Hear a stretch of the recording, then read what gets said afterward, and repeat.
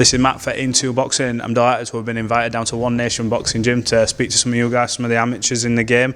So we've been joined by Satpal, Singh, Bahra. Talk to me, I hope I've said your name right, have I? Satpal, Singh, Bahra.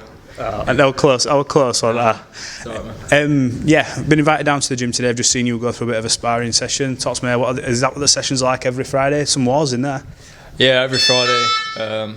Like I say, Friday war, that's what we like to do. So close range sparring.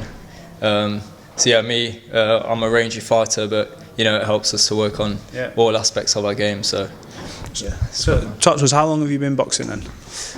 So I started in 2010, so it's been 12 years now. Before that I was doing taekwondo as well. My dad got me started in that from when I was like 6 years old, so literally my whole life been training. Got my black belt in taekwondo and then moved to boxing, yeah. So why boxing? Why specifically move over to boxing, especially when you're obviously very good at taekwondo?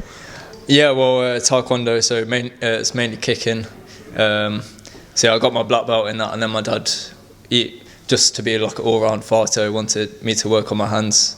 And then, so yeah, he got me started at a young age, and then yeah, like most boxers, just fell in love with the sport really. So how many amateur fights have you had so far then?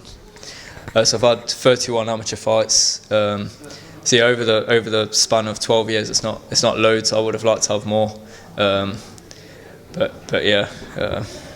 What's your record then? How have you got on? So it's about 50-50 to be honest. As most people know, you know, close fights on away shows, you don't get the decisions. And even in pro boxing, we see quite a few bad decisions. So let's not go into that. I've done that to death the past couple of weeks, and we could talk about bad decisions, so we're blue in the face. But for you, obviously, the amateur game, it's about getting that seasoning before you turn professional. You obviously got the likes of Harry Scarf in this gym, Sandy Ryan, obviously, Dave as well. They've all had that good amateur background and pedigree before they started. Are you wanting to almost follow in their footsteps because you've seen how they've done it and how it's set them up right? Have you taken sort of some of the stuff they've done on board?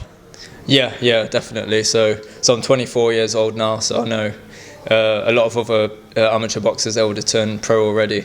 But like I say, looking up to the likes of Sandy and Harry, they both had plenty of amateur experience. And yeah, now they're smashing it in the pro game. So yeah, that's definitely what I'm looking to do.